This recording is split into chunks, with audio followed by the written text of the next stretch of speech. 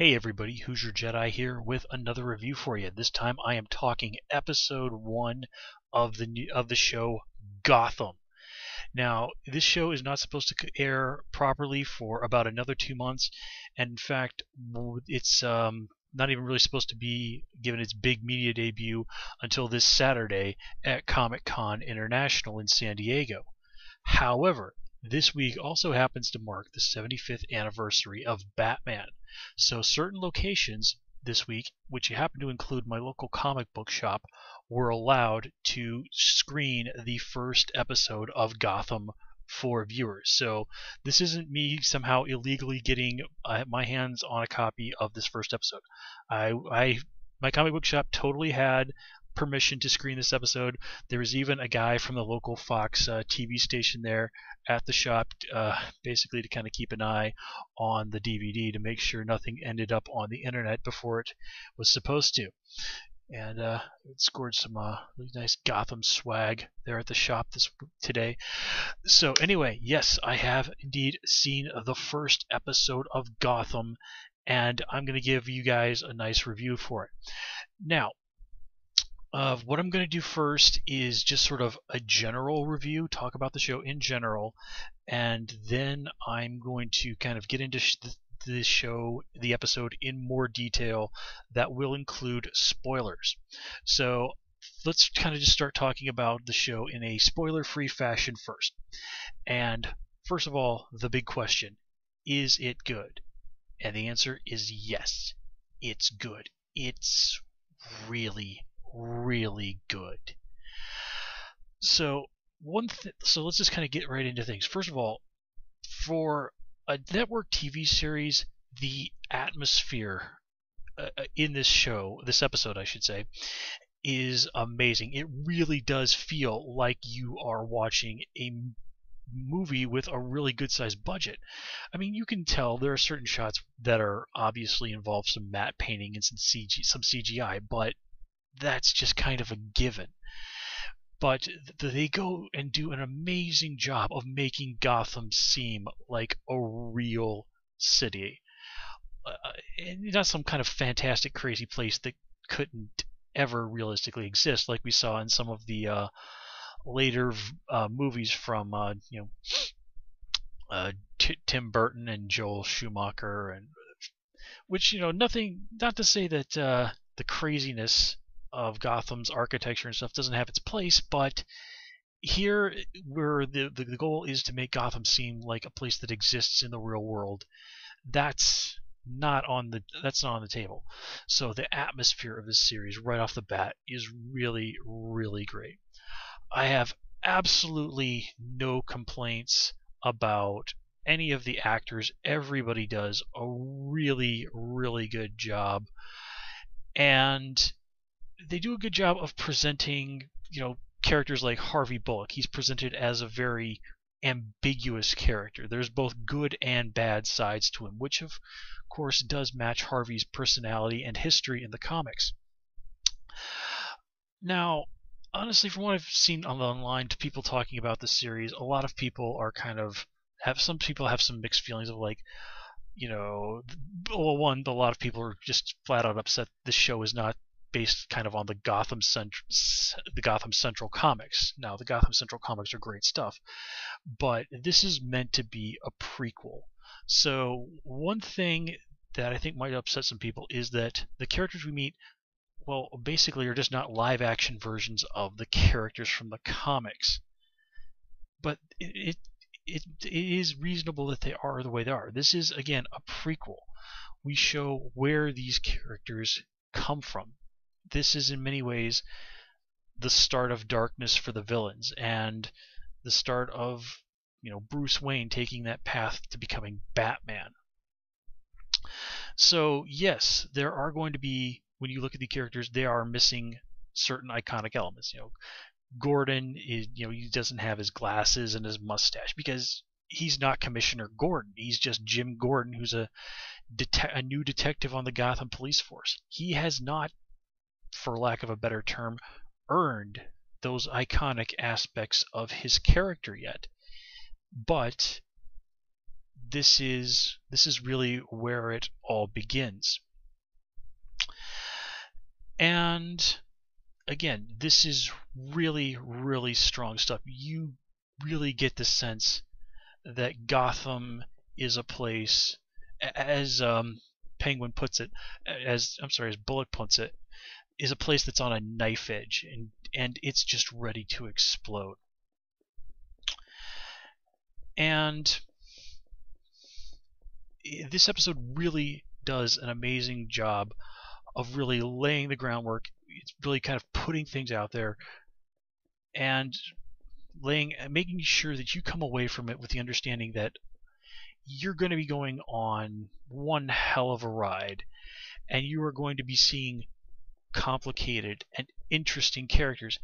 You're going to be seeing a show where characters make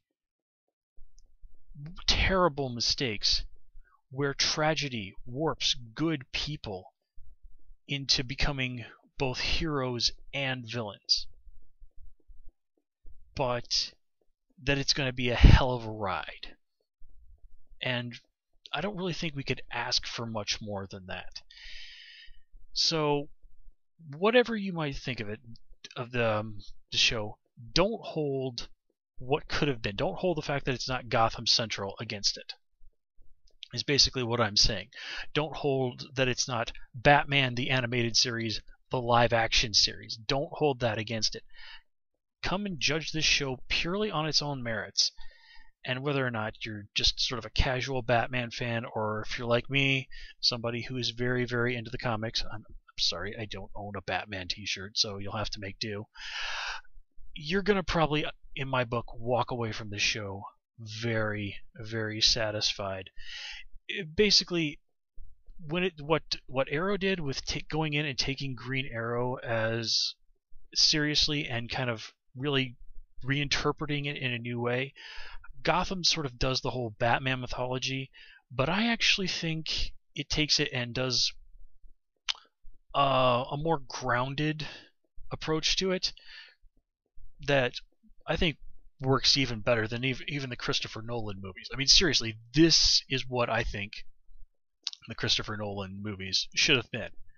Not that those movies didn't have their good points, but I really think this is ultimately, when all is said and done with this series, gonna blow those movies out of the water. Okay, so with that out of the way, let's kind of get into some stuff in detail. From this point on, we are going to be talking spoilers. So I'm going to give you guys about 5 seconds to turn away if you're not interested in hearing those. Alright, so spoiler. Thomas and Martha Wayne die within the first 5 minutes. Okay, yeah, so Thomas and Martha Wayne dying. If you're familiar at all with Batman, I hope you don't count that as a spoiler. But still, even though they're dead within the first 5 minutes, it does pretty much break down exactly as it happens. They're killed, leaving the movies with young Bruce Wayne in an alley. I kind of wish they could have worked in some way that in the fact that it was the Mask of Zorro that they had left seeing, but yeah, that's a wonderful detail from the Batman mythology, but not ultimately important. But they do kind of focus in on, and I know this is a little silly, but Martha Wayne's pearls. So many times in the comics when you see that scene flashbacks to that scene, Martha Wayne's pearls, sort of laying there in the blood and the kind of the focus on them, her pearl necklace being destroyed, kind of a visual symbol of Bruce Wayne's young life, his innocence being destroyed. There's a very wonderful visual nod to that aspect of that scene, that infamous and iconic scene of the Wayne's murder here in the episode. So, and there's other little nods to,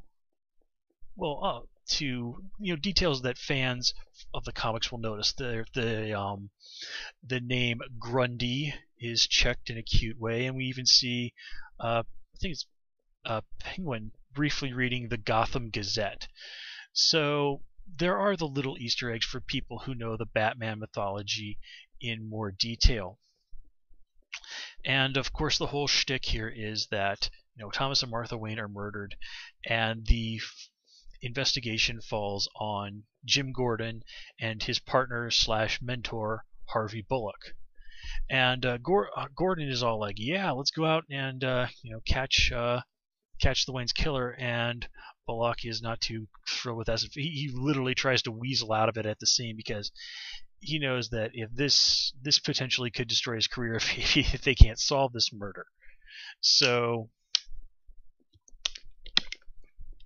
right away and very early on, we are the philosophical conflict between Bullock and Gordon is established. But also, Bullock has this situation where he obviously realizes that Jim Gordon is a good guy and kind of tries to look out for him, tries to mentor him in a way, but he just how to put it.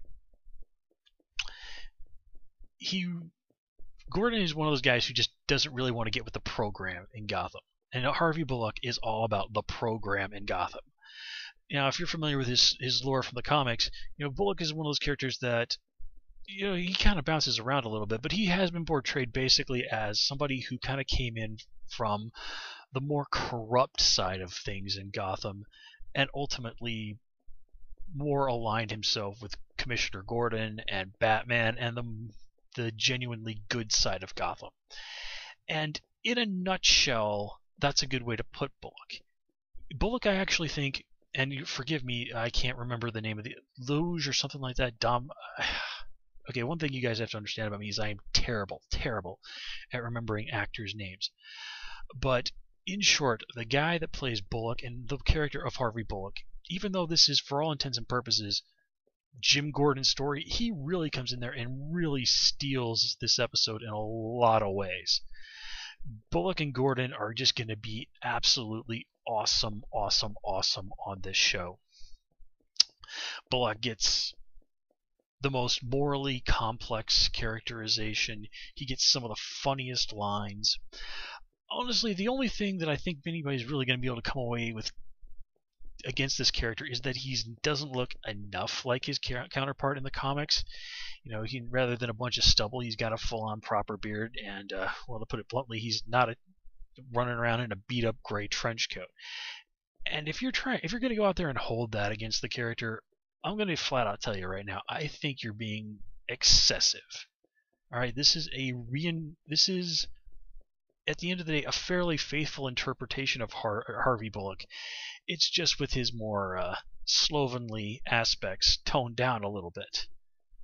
Although I'm pretty sure that Bullock does actually flat out get called the word slovenly by Gordon at one point during this episode.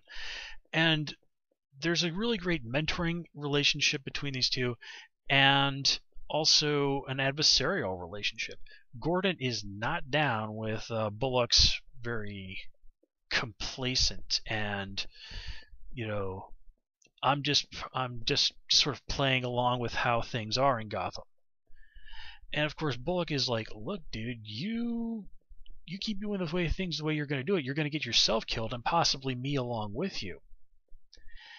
And now let me be clear. I'm not going to spoil everything for you guys in this review. I do want to leave some things to be surprised for you guys to be surprised about when you do watch this episode.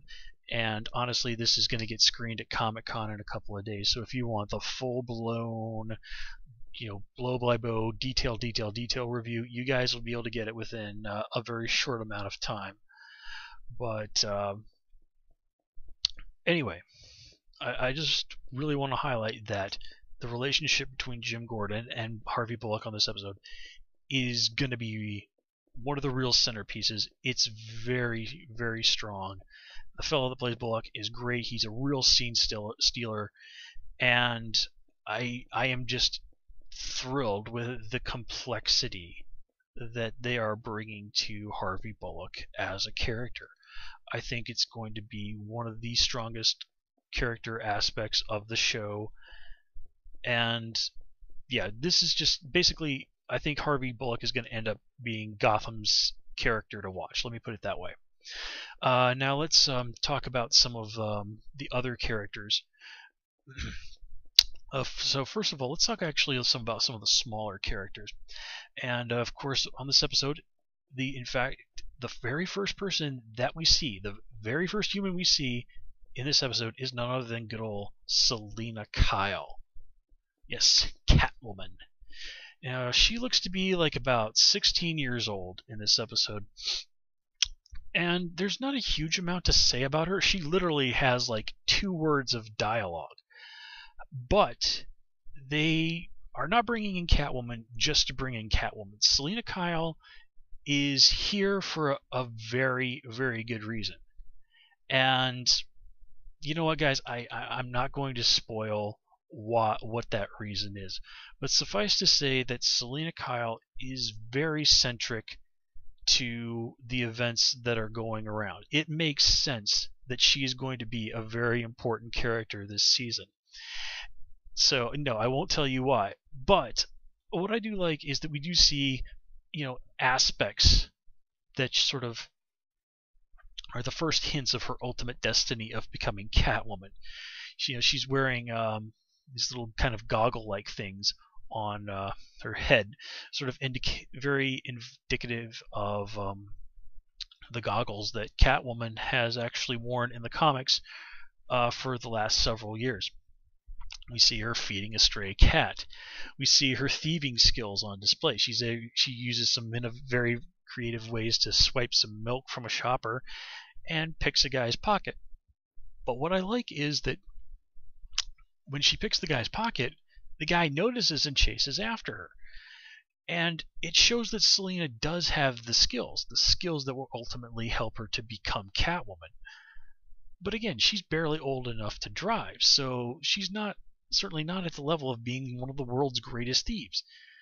Which is why the guy notices when she picks his pocket, but she's still able to evade him with fairly minimal effort. So again, the stuff that will ultimately let her become Catwoman is there. It's just not refined yet. So let's kind of just keep talking about some of the smaller characters. We do meet young Poison Ivy, or as she is called in this episode, in the show, Ivy Pepper. Now, I saw an interview with some of the writers on the show where they explained, well, why she is called Ivy Pepper rather than Pamela Isley. And they actually do have a genuinely good reason as to why this situation is what it is. And I'm not going to spoil that. If you really want to know, you can go hunt it up on the internet. But suffice to say, her having a different name at this point is just one more step that she has to go through to her ultimate destiny of becoming Poison Ivy. Now, again, Ivy does not have a huge amount of lines here. In fact, she basically has nothing more than 2 sentences of dialogue the entire time. But we do get some really interesting insight into her home life. We meet her parents, and we see that, Ivy is somebody who has had a tough life. Now, in the comics, from what I understand, Poison Ivy was just sort of a regular woman, and it was not until she was in college that she fell under the influence of Jason Woodrue, who would eventually become the villain, the Floric Man, and it was him kind of performing experiments on her that gave her immunity to poison and her ability to control plants, and ultimately kind of helped drive her crazy and turn her into Poison Ivy. Here, Ivy comes from simply a more generally harsh background, and you can sort of see that this has left its mark on her. She's not a bad person by any way. I mean, again, she's probably Bruce Wayne's age, somewhere in the neighborhood of 12, but you can see very clearly that there's a very tragic home life involved for young Ivy. And yeah. Well, anyway, so there's that. Now, another character who has a surprisingly small amount of time on screen is Alfred, played by Sean Pertwee, whose name I can remember because his father, John Pertwee, was the third guy to play Doctor Who. Of course, it also kind of helps that I know Sean Pertwee from his role as Lestrade over on Elementary. Anyway, so this is really not the proper British gentleman Alfred that we are used to from things like Batman the Animated Series and the comics. Here, Alfred is much more of a rough kind of fellow, kind of in keeping with I think was it the Earth One version of Alfred, where he was well, that version of Alfred actually shoots the Penguin with a shotgun out of a window. So yeah, but just hearing Alfred, refer to somebody as mate really shows that he's from a little bit more of a rough background.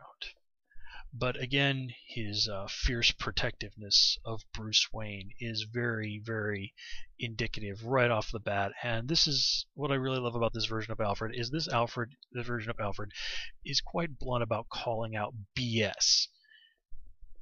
And yeah, he really shows no fear in getting in Jim Gordon's face over some of the nonsense that the Gotham City PD gets up to. And also, young Bruce Wayne. His scenes are. He only gets like 3 scenes, especially since this is really Gordon's story. But each of them is very powerful. We see Gordon being the first person to go and really talk to him after his parents' murder and promising, as you've probably seen in the trailers, we're going to catch the guys who killed your parents. And Gordon even finds a way to sort of bond with Bruce and say, like, hey, I understand what it is that you're going through in a way that doesn't seem like BS. And then we also again see him later on at the funeral of the Waynes, who, from the looks of things, are apparently Episcopalians. But actually, that does have history evidence from the comics that the Waynes were Episcopalians, actually. But anyway, that's not exactly irrelevant. And we get a scene of Bruce thanking him for dealing with the situation. And you're going like, oh, what? Did they catch Joe Chill already? And like, no. No, they did not. The words Joe Chill are not even uttered once in this episode. Again, I don't want to spoil too awful much here, but suffice to say, the deaths of the Waynes, not exactly 100% cut and dry. So, I don't think we will. I'd be very surprised if we don't get to see Joe Chill at some point during the season, but yeah, again, not right off the bat. Right off the bat.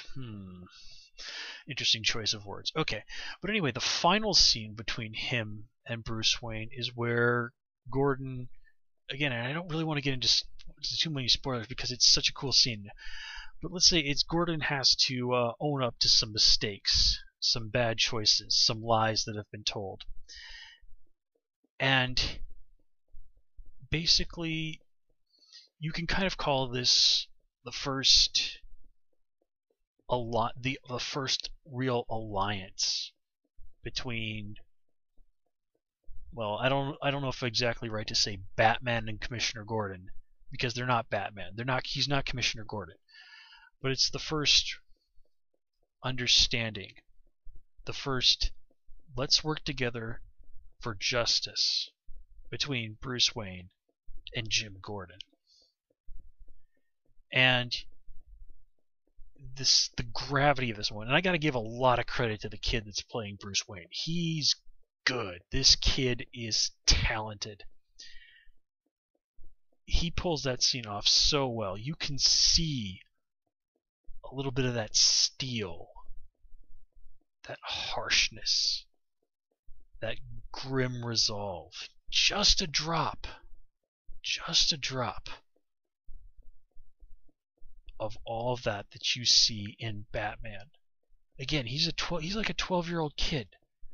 But you see, there's just that spark, that first step on that incredible journey. And let's see. Let's kind of finish talking about the Gotham PD. All other characters from the Gotham GCPD. We have Sarah Essen, who's the lieutenant in charge of things. We only see her very briefly, and we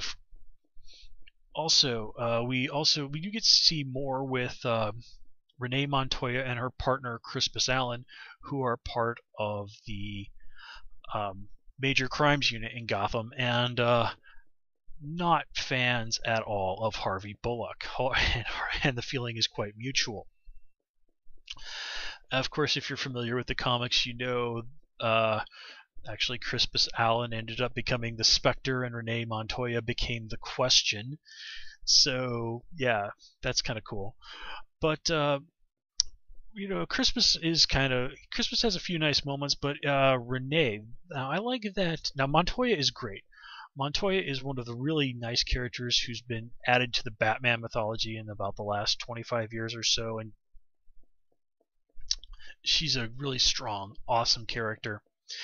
And here we've seen that there's more going on with Renee Montoya than meets the eye.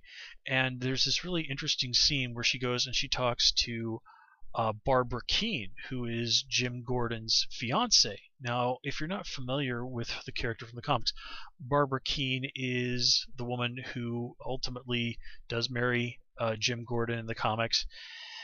And so, no, she is not. Let me be clear. Just because her name would be Barbara Gordon does not mean that this is the lady that's going to become Batgirl. Okay, this lady is in no way, shape, or form Batgirl. The Barbara Gordon who is becomes Batgirl in the comics, it was really long established that she was actually Jim Gordon's niece, and that he basically, if I remember correctly, for all intents and purposes, took her in and essentially adopted her to the point where she would call him her father. And there's more to it than that, and I think that in modern continuity, Jim Gordon is just flat out Barbara Gordon's biological father. Whatever. For all intents and purposes, though, it looks like they're probably going to be going with the idea, just in terms of if they're going to do this, they'd have to kind of go with the whole niece thing. But anyway, that's relevant. This version, Barbara Keene is not ever going to be Batgirl.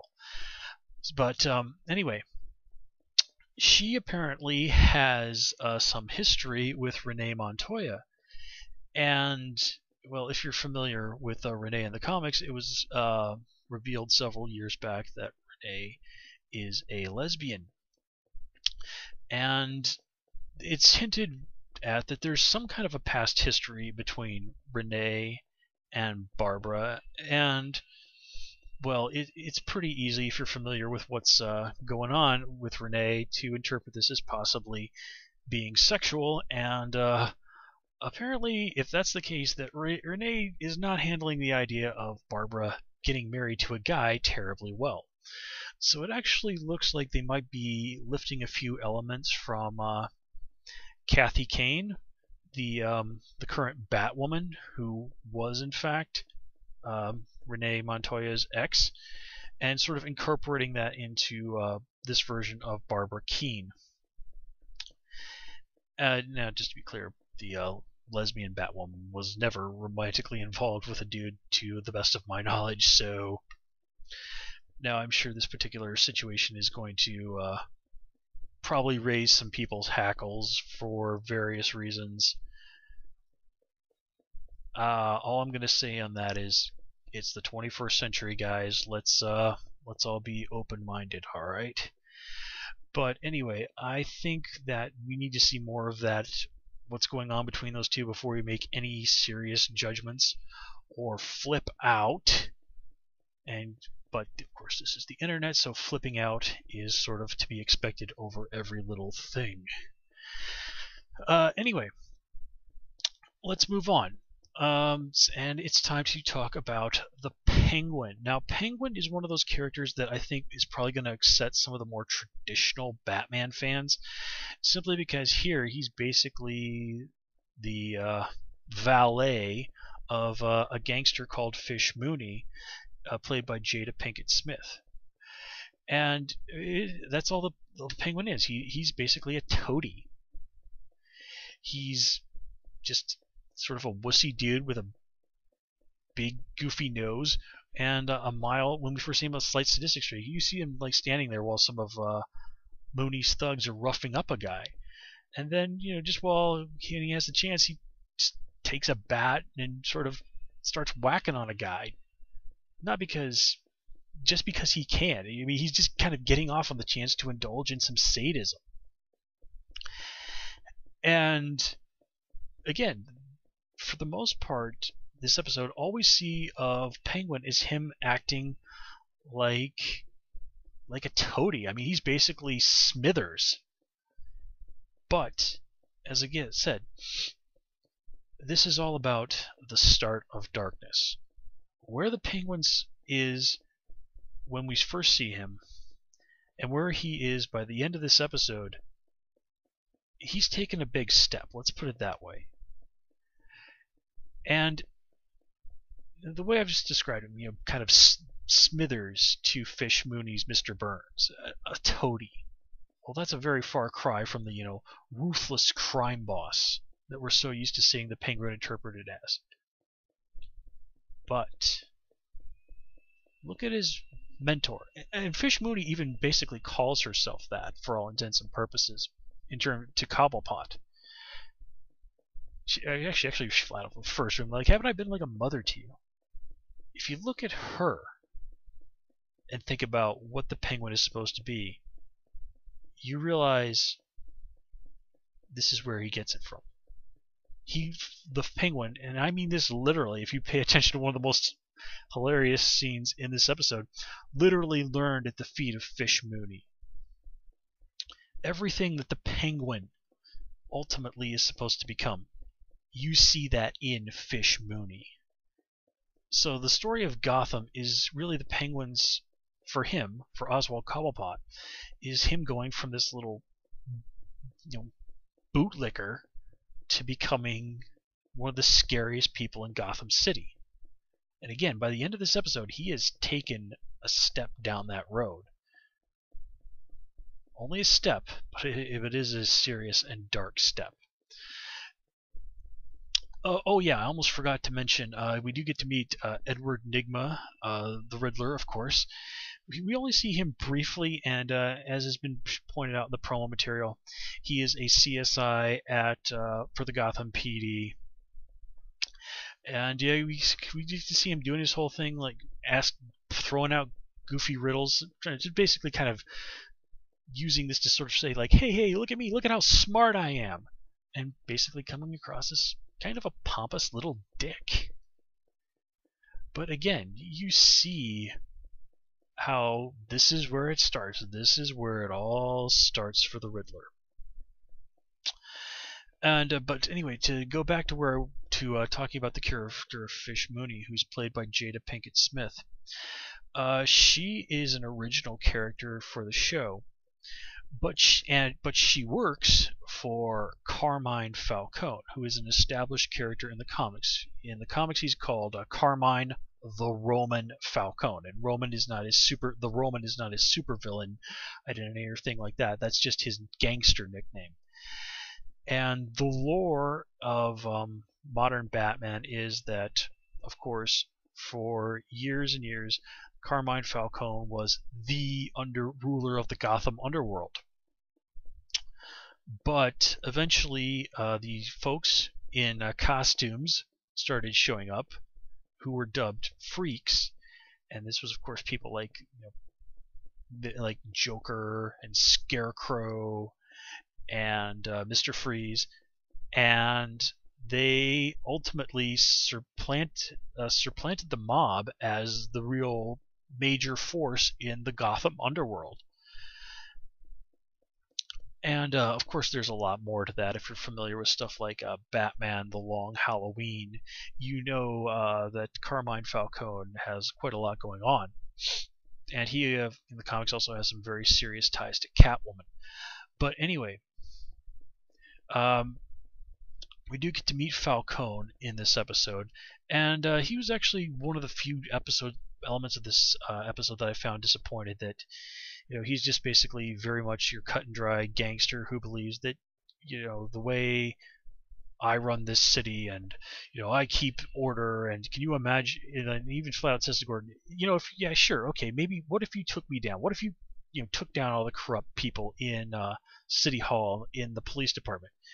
Do you really think that would make Gotham a better place, or would basically all hell just break loose? It's like, well, while I'm in charge, there's a certain degree of order in Gotham. There are rules. And it's the usual self-serving gangster nonsense, but again, this is just stuff we've heard in so many other times that I really wasn't impressed by that. Oh yeah, we do also briefly get to see the mayor of Gotham City. It's not mentioned what his name is, but he's played by the dude who is Putty on Seinfeld, and does the voice of Joe Swanson on Family Guy, and was the Tick in the short-lived live-action TV show. But to me, that guy is always Putty from Seinfeld.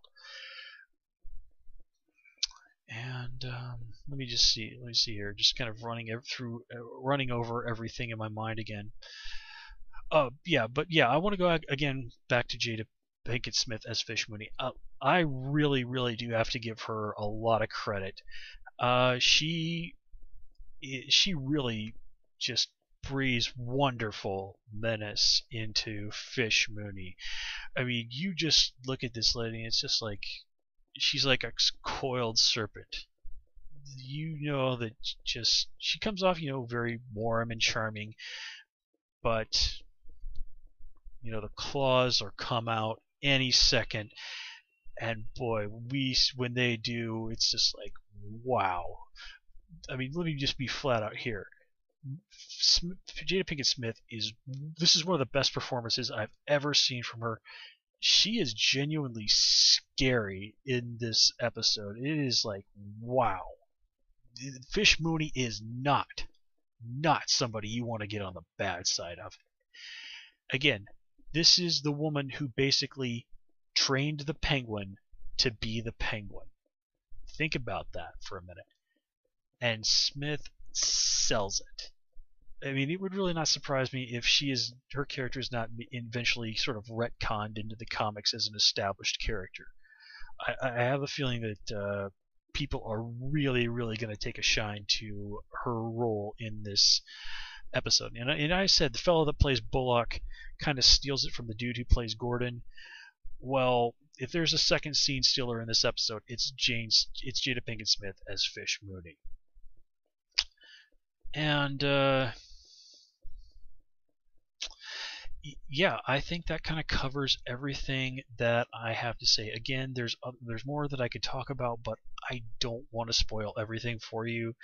And again, this is going to be shown to the folks at Comic-Con in a couple of days. So if you really are craving those details, you will have them in your hands very shortly. But at the end of the day, Gotham, folks, is, in my book, everything that we really could have hoped for. It's not flawless, but nothing's perfect. And keep in mind, this is only the first episode. So obviously things are going to be fine-tuned and whatnot as things go by.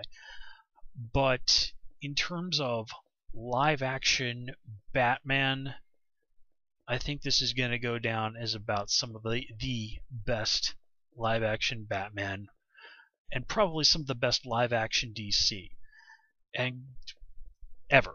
And considering we've already had 2 phenomenal seasons of Arrow, we've got what looks like another great season of Arrow coming, a really strong looking season for a premiere season for The Flash.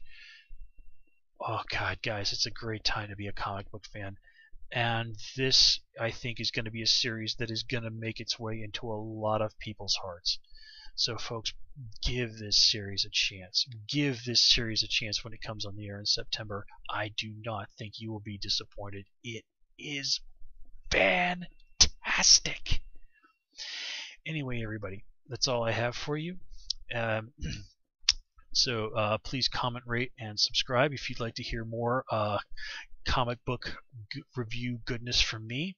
That's kind of what I do around here on this channel if you're finding me for the first time. So you can also follow me on Twitter at Hoosier Jedi. Until next time, take care and have a good one.